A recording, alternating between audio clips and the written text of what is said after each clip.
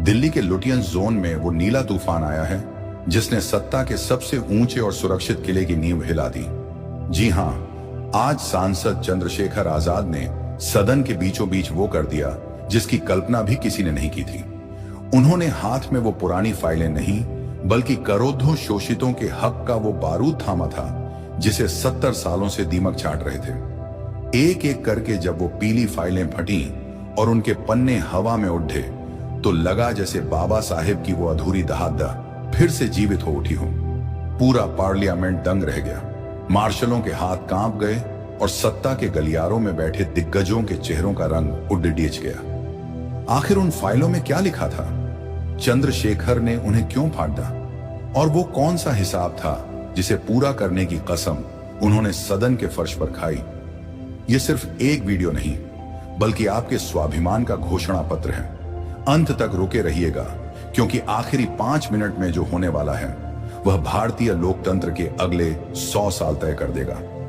अगर आप भी बाबा साहेब के सच्चे सिपाही हैं और इस नीले इनकलाब को मजबूत करना चाहते हैं तो अभी इस चैनल को सब्सक्राइब करें और अपनी आवाज बुलंद करें। तो चलिए वीडियो को हर बार की तरह शुरू से ही शुरू करते हैं। संसद भवन के उन ऊंचे और ठंडे गलियारों में आज एक ऐसी तपिश महसूस हो रही थी जैसी दशकों से इस लोकतंत्र के मंदिर ने नहीं देखी थी। और लुटियंस दिल्ली की उन चौड़ी सड़कों पर सुबह से ही जो हलचल मची थी उसने सत्ता के गलियारों में बैठे रणनीतिकारों की नींद उड़ा दी थी। आज का दिन साधारण विधायी कार्यों का नहीं बल्कि एक ऐतिहासिक टकराव का गवाह बनने वाला था। जैसे ही घड़ी ने सुबह के 11 बजाए और सदन की कार्यवाही शुरू होने का बिगुल बजा, संसद के मुख्य द्वार से एक ऐसी शख्सियत ने प्रवेश किया जिसके कंधे पर नीला दुपट्टा किसी विजय पताका की तरह लहरा रहा था और जिसकी आंखों में वह आग थी जो सदियों के दबे कुचले समाज के स्वाभिमान की मशाल बनकर जल रही थी। सांसद चंद्रशेखर आजाद रावण जब अपनी मूंछों पर ताव देते हुए सदन के भीतर दाखिल हुए तो गैलरी में बैठे दर्शकों और सामने की बेंचों पर विराजमान दिग्गज मंत्रियों के बीच एक सिहरन सी दौड़ गई। उनके हाथ में आज कोई साधारण ब्रीफकेस नहीं था बल्कि पीली पड़ चुकी पुरानी फाइलों का एक ऐसा भारी भरकम पुलिंदा था जिसके भीतर इस देश के करोड़ों वंचितों के हक और हिस्सेदारी का वो कच्चा चिट्ठा दबा था जिसे 70 सालों से दीमक चाट रहे थे। चंद्रशेखर जब अपनी निर्धारित सीट पर जाकर खड़े हुए तो सदन का वातावरण अचानक इतना भारी हो गया कि मार्शलों को भी अपनी पोजीशन बदलने पर मजबूर होना पड़ा और अध्यक्ष महोदय के आसन के ठीक सामने की हवा में एक अजीब सा सन्नाटा पसर गया जो किसी बड़े ज्वालामुखी के फटने से पहले की खामोशी जैसा था। उन्होंने बिना किसी औपचारिक भूमिका के और बिना किसी कागजी प्रोटोकॉल का इंतजार किए सीधे माइक संभाला और उनकी आवाज जब सदन के गुंबद से टकराकर गूंजी तो लगा जैसे बाबा साहेब की वो अधूरी गर्जना फिर से जीवित हो उठी हो जिसने कभी वायसराय की काउंसिल को हिला दिया था। चंद्रशेखर ने उन पुरानी फाइलों को अपनी मेज पर पूरी ताकत से पटका जिससे उड़ती हुई धूल उन चेहरों पर जाकर गिरी जो अब तक खुद को इस देश का भाग्य विधाता समझते आए थे। और उन्होंने गरजते हुए कहा कि अध्यक्ष महोदय,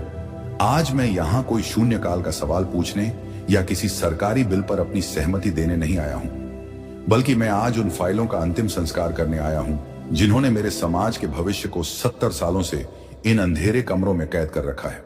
इन फाइलों में हमारे बच्चों की छात्रवृत्ति के वो पैसे दबे हैं जिन्हें भ्रष्टाचार की भेंट चढ़ा दिया गया। इनमें उन बैकलॉग की नौकरियों का हिसाब है जिन्हें जानबूझकर खाली रखा गया ताकि हमारे नौजवान सड़कों पर ठोकरें खाएं। और इनमें उन जमीनों के कागजात हैं जिन पर आज भी सामंती ताकतों का कब्जा है जबकि मेरा समाज आज भी बेघर और बेजमीन खड़ा है। जैसे ही उन्होंने एक फाइल का पन्ना फाड़कर हवा में उछाला, सत्ता पक्ष की ओर से शोर शराबे का एक ऐसा तूफान उठा जैसे किसी ने मधुमक्खियों के छत्ते में पत्थर मार दिया हो और कई वरिष्ठ मंत्री अपनी सीटों से उठकर चिल्लाने लगे कि यह सदन की मर्यादा का अपमान है, यह असंवैधानिक कृत्य है। लेकिन चंद्रशेखर की आंखों में रत्ती भर भी खौफ नहीं था बल्कि उन्होंने दूसरी फाइल उठाते हुए और भी जोर से दहाड़ा कि मर्यादा की दुहाई वो लोग न दें जिन्होंने करोड़ों लोगों के संवैधानिक अधिकारों का गला घोंटा है। और अगर इन फाइलों में मेरे समाज का हक नहीं लिखा जा सकता तो इन कागजों की जगह कूड़ेदान में है, संसद की मेज पर नहीं। बाहर खड़ा वह नीला जन सैलाब जो संसद की दीवारों के उस पार हजारों की तादाद में जमा था। जब उनके कानों तक भीतर की इस दहाड़ की प्रतिध्वनि पहुंची तो जय भीम के नारों से पूरी दिल्ली थर्रा उठी और ऐसा लगा मानो आज संसद की इन दीवारों के भीतर और बाहर का फासला हमेशा के लिए खत्म होने वाला है। सदन के भीतर मार्शलों ने चंद्रशेखर को चारों ओर से घेर लिया ताकि वे और फाइलें न फाड़ सकें, लेकिन चंद्रशेखर ने एक हाथ ऊंचा उठाकर उन्हें रुकने का इशारा किया और उनके चेहरे पर एक ऐसी विद्रोही मुस्कान थी जो यह बता रही थी कि आज नियम और कानून की पुरानी परिभाषाएं बदलने वाली हैं, क्योंकि हिसाब की घड़ी अब आ चुकी है। अब यह दृश्य उसी तनावपूर्ण मोड़ पर जाकर थमा है जहां चंद्रशेखर ने अपनी जेब से एक काला पेन निकाला और उन फटी हुई फाइलों के ऊपर बड़े अक्षरों में लिखा, अब हिसाब होगा। और इस एक वाक्य ने पूरी पार्लियामेंट को इस कदर दंग कर दिया कि अध्यक्ष को तुरंत सदन की कार्यवाही स्थगित करनी पड़ी। लेकिन हर कोई जानता था कि यह स्थगन शांति के लिए नहीं, बल्कि एक ऐसे इनकलाब की शुरुआत है जो दिल्ली की सबसे सुरक्षित कुर्सी को जड़ से उखाड़ फेंकने का दम रखता है। सदन की कार्यवाही स्थगित होते ही पूरे पार्लियामेंट हाउस के गलियारों में वह भगदड़ मच गई जो अक्सर किसी बड़े सत्ता परिवर्तन या आपातकाल के समय देखी जाती है, और सत्ता पक्ष के कद्दावर रणनीतिकार अपने कमरों में बंद होकर इस अप्रत्याशित संकट का समाधान खोजने लगे। क्योंकि चंद्रशेखर आजाद रावण ने सदन के भीतर जो आग सुलगा दी थी, उसकी लपटें अब डिजिटल मीडिया के जरिए देश के कोने कोने में पहुंच रही थी। इस बार की शुरुआत एक ऐसे भारी सन्नाटे और खौफ के साथ हुई जब सदन फिर से बैठा और चंद्रशेखर अपनी सीट पर एक घायल शेर की तरह नहीं, बल्कि एक शिकारी की तरह उन फटी हुई फाइलों के ढेर के पीछे खड़े होकर मुस्कुरा रहे थे। उनके पास खोने के लिए कुछ नहीं था और पाने के लिए करोड़ों लोगों का आत्मसम्मान था। अध्यक्ष महोदय ने जैसे ही दोबारा आसन ग्रहण किया और चंद्रशेखर को अनुशासनात्मक कार्रवाई की चेतावनी देने की कोशिश की, चंद्रशेखर ने अपना हाथ हवा में लहराते हुए एक ऐसी फाइल उठाई जो 70 सालों से अति गोपनीय की श्रेणी में रखी गई थी और जिसकी जिल्द पर धूल की इतनी मोटी परत थी कि वह व्यवस्था की संवेदनहीनता का साक्षात प्रमाण लग रही थी। उन्होंने बिना किसी डर के उस फाइल का पहला पन्ना फाड़ डाकर हवा में उछाला और उनकी आवाज जब माइक के बिना भी पूरे हॉल में गूंजी तो लगा जैसे पार्लियामेंट की छत गिर जाएगी,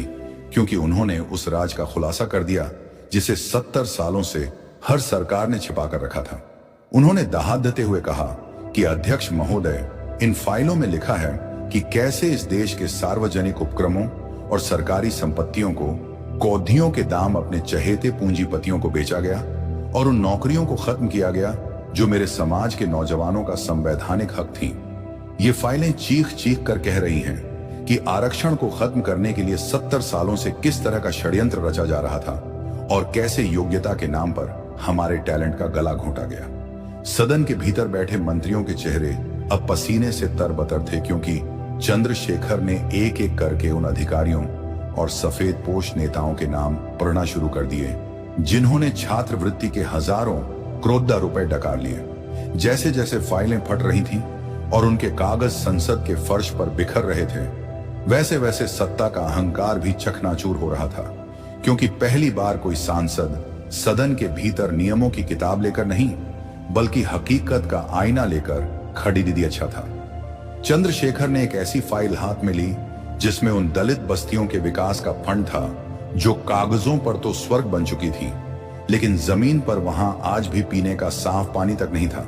और उन्होंने उस फाइल को बीच से फाड़ ढाते हुए चिल्लाकर कहा कि जिस व्यवस्था में मेरा समाज नर्क की जिंदगी जीने को मजबूर हो,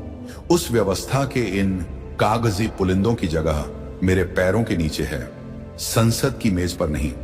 पूरे सदन में फिर से हंगामा बरपा। मार्शल उनकी ओर बढ़े, लेकिन चंद्रशेखर ने अपनी फाइल के पन्नों को एक ढाल की तरह इस्तेमाल किया और विपक्षी सांसदों की एक बद्धी कतार उनके पीछे ढाल बनकर खड़ी हो गई, जिससे यह संदेश साफ चला गया कि आज यह लड़ाई किसी एक व्यक्ति की नहीं, बल्कि उन तमाम करोड़ों लोगों की है जिन्हें 70 सालों से बेजुबान रखा गया था। सदन के बाहर का माहौल अब इतना विस्फोटक हो चुका था कि सुरक्षा घेरे टूटने लगे थे और जय भीम के नारों की गूंज अब सीधे प्रधानमंत्री कार्यालय तक पहुंच रही थी, जहां बैठकों का दौर जारी था कि इस नीले इंकलाब को संसद के भीतर कैसे रोका जाए। चंद्रशेखर ने फाइलों के उस ढेर पर अपना पैर रखा और अपनी आंखों में एक जलजला लेकर सत्ता पक्ष के सबसे बड़े नेता की ओर इशारा करते हुए कहा कि साहब, आपने 70 साल फाइलों में हिसाब दबाया है। अब मैं सड़क से लेकर संसद तक एक एक पाई का हिसाब लूंगा और आज ये जो कागज उड़ीच रहे हैं, ये आपके झूठे वादों के चिथड़े हैं जिन्हें अब कोई नहीं जोड़ पाएगा। अब यह दृश्य उस रोंगटे खड्डे कर देने वाले मोद्धा पर थमा है जहां चंद्रशेखर ने अपनी जेब से एक लाल स्याही वाला पेन निकाला और उन फटी हुई फाइलों के ऊपर बड़े बड़े अक्षरों में अधूरा इंकलाब लिख दिया। पूरी पार्लियामेंट स्तब्ध रह गई, क्योंकि हर कोई जानता था कि अब यह लड़ाई केवल शब्दों की नहीं रही, बल्कि अब यह आर पार के महासंग्राम में बदल चुकी है। सदन के भीतर का सन्नाटा अब और भी डरावना हो गया था, क्योंकि पहली बार किसी ने उस अदृश्य जादुई बक्से को खोल दिया था जिसमें सत्ता के सारे पाप दबे हुए थे और चंद्रशेखर का खड़दा होना अब एक व्यक्ति का नहीं बल्कि एक विचारधारा का सत्ता के सीने पर चढ़कर हिसाब मांगना लग रहा था। सदन के भीतर अब कागजों का वह ढेर किसी मलबे की तरह नहीं बल्कि एक पुराने और सड़े हुए सिस्टम की राख की तरह बिखरा पड़ा था। इस बार शुरुआत एक ऐसे संवैधानिक गतिरोध के साथ हुई जिसने देश के सर्वोच्च सदन की नियमावली को ही चुनौती दे दी थी। जैसे ही अध्यक्ष महोदय ने मार्शल को आदेश दिया कि चंद्रशेखर आजाद को सदन से बाहर ले जाया जाए, पूरा विपक्षी खेमा एक अभेद्य दीवार बनकर उनके चारों ओर खड़ा हो गया और जय भीम के नारों की वह गूंज उठी जिसने गैलरी में बैठे विदेशी मेहमानों तक को यह एहसास करा दिया कि आज भारत की संसद में कोई साधारण विरोध नहीं बल्कि एक ऐतिहासिक विद्रोह जन्म ले रहा है। चंद्रशेखर ने मार्शल के हाथ को धीरे से पीछे हटाया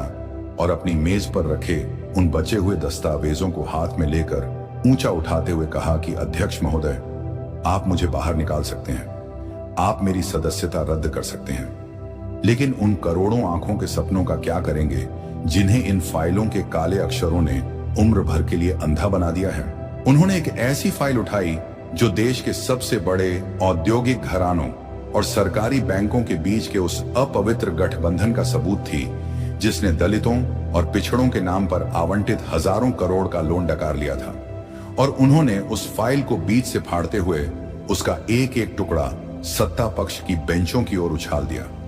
चंद्रशेखर की आवाज में अब वह दर्द और गुस्सा था जो सदियों की गुलामी के बाद फूटता है। उन्होंने चिल्लाकर कहा कि जिस संसद में मेरे समाज की बहन बेटियों की इज्जत के लुटेरों के लिए फाइलें सुरक्षित रखी जाती हैं, लेकिन एक गरीब के बच्चे की स्कॉलरशिप के लिए बजट नहीं होता,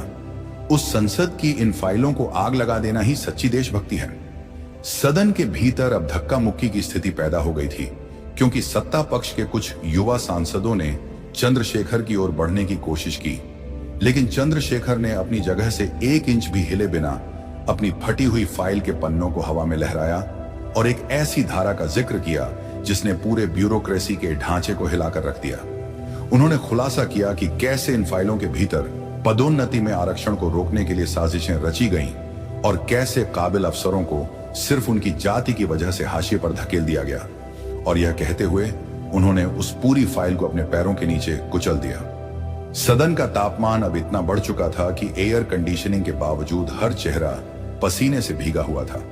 और ऐसा लग रहा था मानो आज संसद की इन दीवारों के भीतर 70 सालों का जमा हुआ पाप का घड़ा फूट चुका है। चंद्रशेखर ने अपनी फटी हुई कमीज की आस्तीन को ऊपर चढ़ाया और मेज पर जोर से हाथ मारते हुए कहा कि अब हिसाब कागजों पर नहीं होगा, अब हिसाब इस देश की सड़कों पर होगा। और अगर आज इस सदन ने इन फटी हुई फाइलों का जवाब नहीं दिया तो कल से इस देश का हर वंचित युवा अपनी तकदीर खुद लिखने के लिए हाथ में कलम की जगह न्याय का झंडा उठा लेगा। अध्यक्ष ने बेबस होकर सदन की कार्यवाही को फिर से स्थगित कर दिया, लेकिन चंद्रशेखर अपनी सीट से नहीं हिले।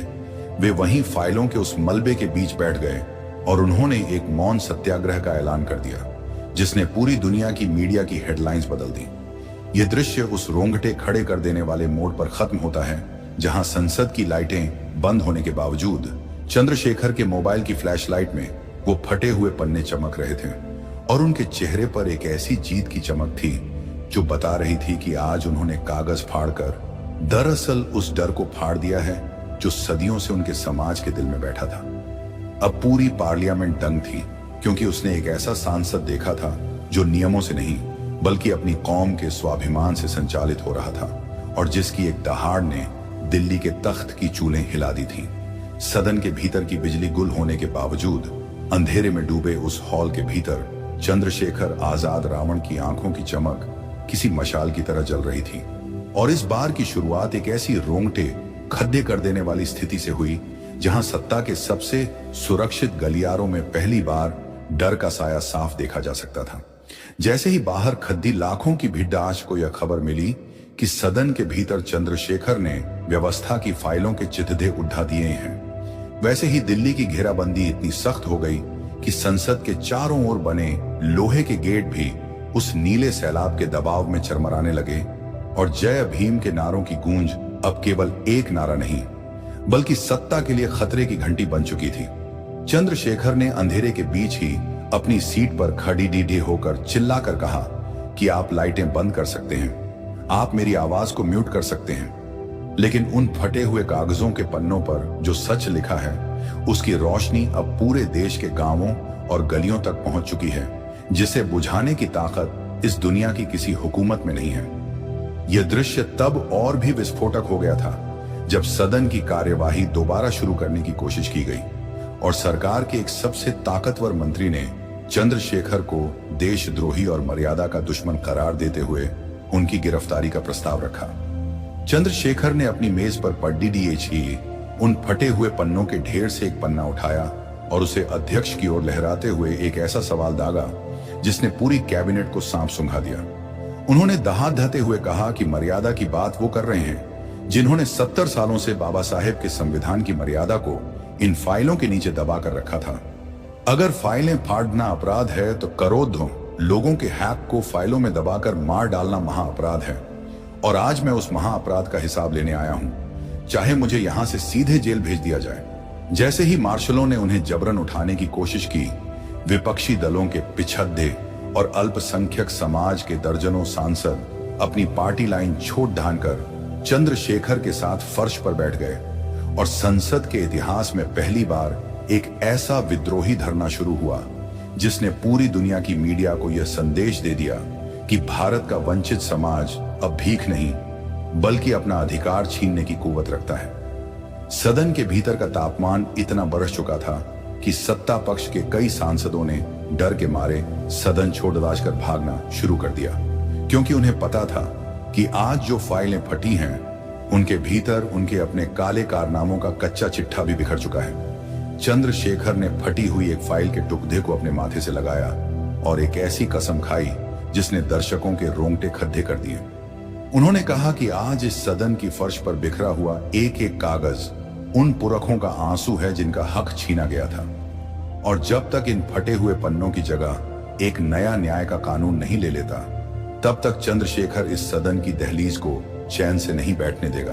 अब यह दृश्य उस चरम बिंदु पर पहुंचता है जहां संसद के बाहर की पुलिस ने प्रदर्शनकारियों पर लाठीचार्ज करने की कोशिश की। जैसे ही यह खबर भीतर पहुंची, चंद्रशेखर ने माइक छीनकर चेतावनी दी कि अगर बाहर एक भी नीले सिपाही पर लाठी चली तो याद रखना कि आज सिर्फ फाइलें फटी हैं,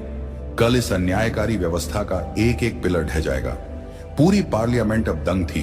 क्योंकि उसने एक ऐसा नेता देखा था जो सिर्फ भाषण नहीं दे रहा था बल्कि अपनी जान की बाजी लगाकर व्यवस्था के सीने पर मूंग दल रहा था, और जिसकी एक पुकार पर पूरी दिल्ली थम चुकी थी। चंद्रशेखर ने अपनी फटी हुई फाइल के मलबे से एक नया कोरा कागज निकाला और उस पर अपनी उंगली काटकर खून से लिखा, हिसाब शुरू।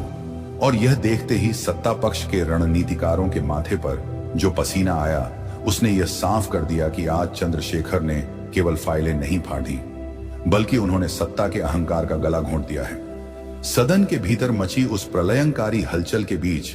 अब घड़ी की सुइयां एक ऐसे ऐतिहासिक फैसले की ओर बढ़ रही थीं जिसने भारतीय लोकतंत्र के पिछले 70 सालों के इतिहास को एक झटके में बदल कर रख दिया। प्रधानमंत्री खुद अपनी सीट से उठकर चंद्रशेखर आजाद रावण की ओर बढ़ने लगे। पूरे सदन की सांसें थम गई थीं, मार्शलों ने अपनी जगह छोड़ दी थीं और कैमरों की नजरें उस पल पर टिकी थीं जहां एक तरफ सत्ता का सर्वोच्च शिखर था और दूसरी तरफ फर्श पर बिखरी फटी हुई फाइलों के मलबे पर बैठा वह नीला सिपाही, जिसकी आंखों में आज हार का कोई डर नहीं था। चंद्रशेखर ने अपनी सीट से उठकर सीधे प्रधानमंत्री की आंखों में आंखें डाली और अपनी उंगली से उन फटे हुए कागजों की ओर इशारा करते हुए एक ऐसी दहाड़ मारी जिसने संसद की दीवारों को कंपा दिया।